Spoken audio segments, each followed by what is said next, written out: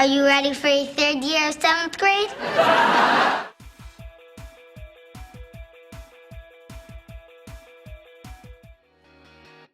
Number 10. Caesar's Palace. Season 3 of Full House brings us an interesting look into DJ slowly becoming a teenager and testing her boundaries, including the school dress code.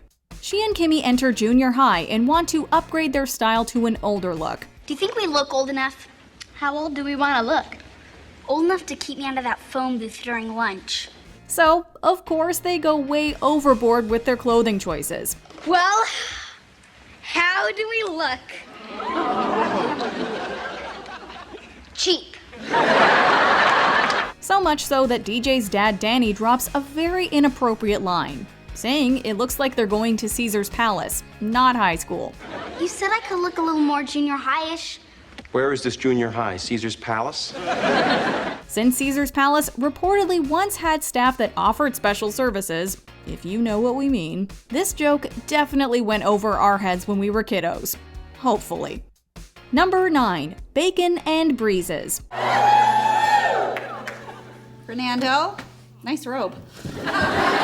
Fuller House is just as full of innuendos as Full House, if not even more. Remember Fernando's pink robe? According to him, he likes a fresh breeze in the morning. On top of that, he's parading around in the super short robe and pretty much shows what's below his belt to his whole family. And speaking of that area, he says that no one can resist my bacon. Sure, he could mean actual bacon, but considering the context, this may just be one of those jokes adults laughed at much harder than the kids did. Ooh, bacon! Number 8. Jackson Fuller's Volcano. Speaking of Fuller House, even the kids have several lines with very different meanings for the adults watching the show. I'm exhausted. I was up all night erupting my volcano.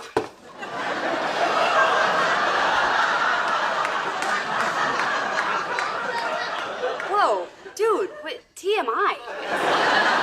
For example, Jackson's seemingly innocent line about erupting his volcano may not be that innocent after all. Steph is right, that's TMI.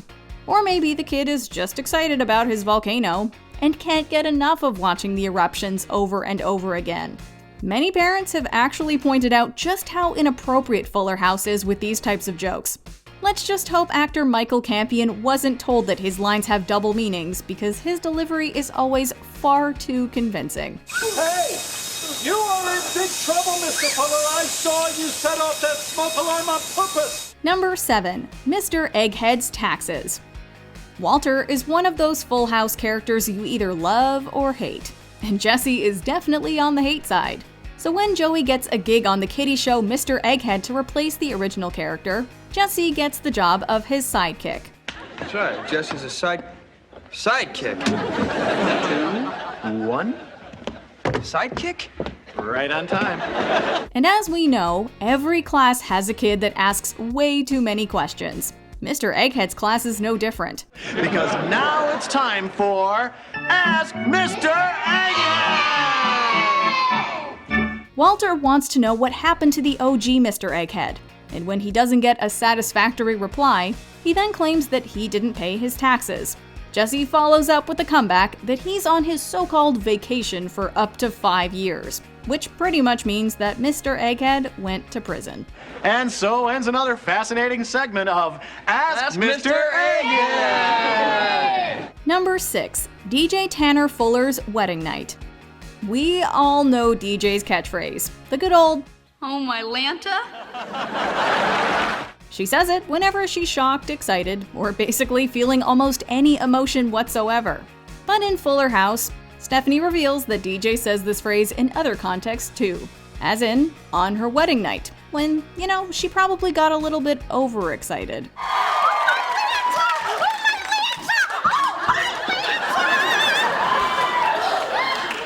Wow, a triple my Lanta? I haven't heard one of those since your wedding night. In fact, according to Steph, DJ was sent over the edge on her wedding night more than once. A triple Mylanta, if you will. The Tanner sisters definitely got a lot more attitude in Fuller House, didn't they? Number 5. Kimmy Gibbler's health issue. High school reunions are the worst. But it's even worse when you embarrass yourself during your reunion and end up trending online. So when Kimmy accidentally lets everyone hear the voicemail from her doctor, it's our worst nightmare. And hers too. Kimberly, this is Dr. Shapiro. You need to drink a lot of cranberry juice to flush out your system, and then every 2 hours you can just apply the cream directly to the affected area. With any luck, you'll be back in action by New Year's Eve. Her doc explains what she needs to do to flush out her system. You know, the one down there. But then adds that it should clear up, so she'll be back in action in no time. And we all can guess what he means by back in action. To make things worse, Kimmy manages to rip her dress during a dance with DJ.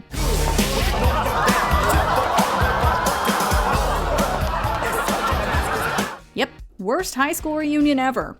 I am sorry everyone saw you in your Spanx.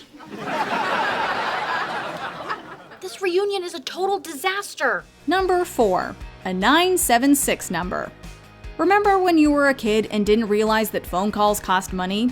Well, Michelle also didn't get that memo before she calls a phone line that tells her a lot of jokes. Are you going to call Funny Buddy again? Sure am. Last time I told one of his jokes, milk came out of my daddy's nose.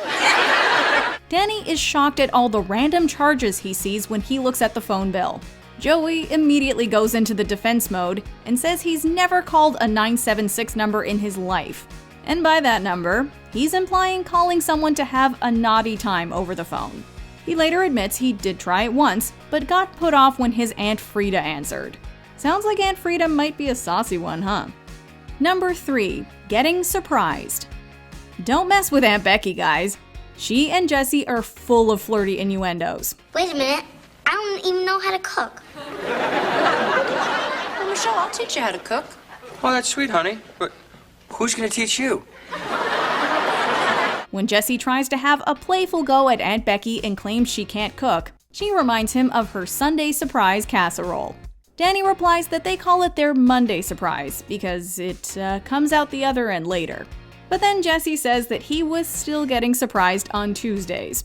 However, Becky makes it very clear that Jesse won't be getting any surprises that night. Yeah, well, I bet you won't be getting surprised tonight.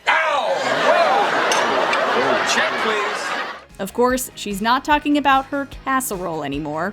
Or maybe she is, but her casserole has a bit of an innuendo. Number 2, a subtle burn. Do you mind if your sister and I talk? Are you gonna be talking like this? Kimmy Gibbler isn't the only one that gets a lot of insults on Full House. Stephanie's friend Gia also constantly gets picked on for not being the brightest bulb in the box. Especially by surprise, surprise, the queen of bad attitude, aka Michelle Tanner. Oh, little Michelle. This might be just a bit over your head.